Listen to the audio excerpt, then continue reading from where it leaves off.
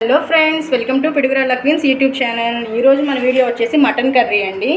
Mutton curry చాలా టేస్ట్గా ఉంది. ఆంధ్ర స్టైల్ మటన్ కర్రీ చూపించబోతున్నాను ఇవాళ. ముందుగా కేజీన్నర మంచిగా నీట్గా కడిగి శుభ్రంగా పెట్టుకున్న మటన్ కర్రీ అండి ఇది. దీంట్లో కావాల్సిన పదార్థాలు ఆనియన్స్, టొమాటోస్, గ్రీన్ చిల్లీస్, కొత్తిమీర, పసుపు. ముందుగా మనం ప్యాన్ పెట్టుకొని దాంట్లో ఆయిల్ పోసుకోవాలి. కర్రీకి సరిపడా ఆయిల్. నాన్ వెజ్ కదండి, కొంచెం నూనె ఎక్కువ ఉంటేనే టేస్ట్గా ఉంటుంది.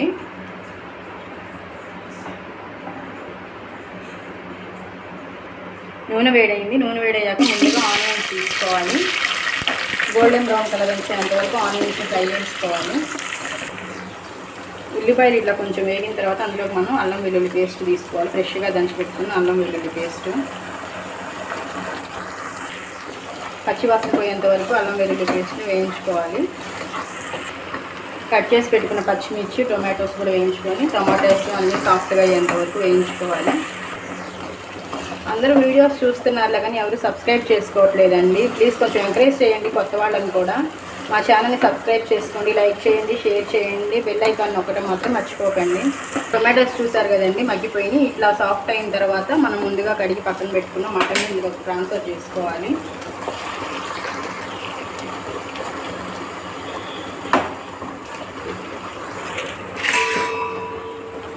ఇందులో కొద్దిగా పసుపు,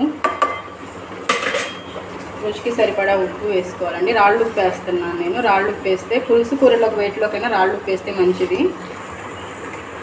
ఈ మటన్లో నుంచి నీళ్ళు ఊరుతున్నాయి చూసారు కదండి. ఈ నీళ్ళంతా ఊరి కొంచెం ఆయిల్ తేలేంత వరకు మనం దీన్ని ఉడికించుకోవాలి మీడియం ఫ్లేమ్ మీద.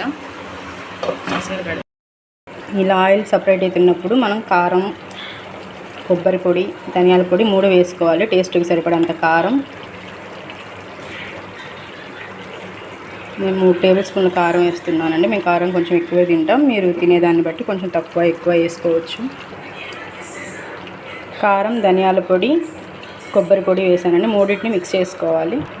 ఇలా మొత్తం మిక్స్ చేసుకొని ఒక 2 మినిట్స్ అట్లా ఆయిల్ పైకి సపరేట్ అయ్యేంత వరకు అట్లా ఉంచుకోవాలండి. చాలామంది కుక్కర్స్లో వండుతూ ఉంటారు మటను, కానీ కుక్కర్ కన్నా ఇట్లా విడిగా వండుకుంటేనే మటన్ చాలా టేస్ట్గా ఉంటుంది. కుక్కర్లో అంత టేస్ట్ రాదు. ఇలా వండుకున్న టేస్ట్ కుక్కర్కి రాదు.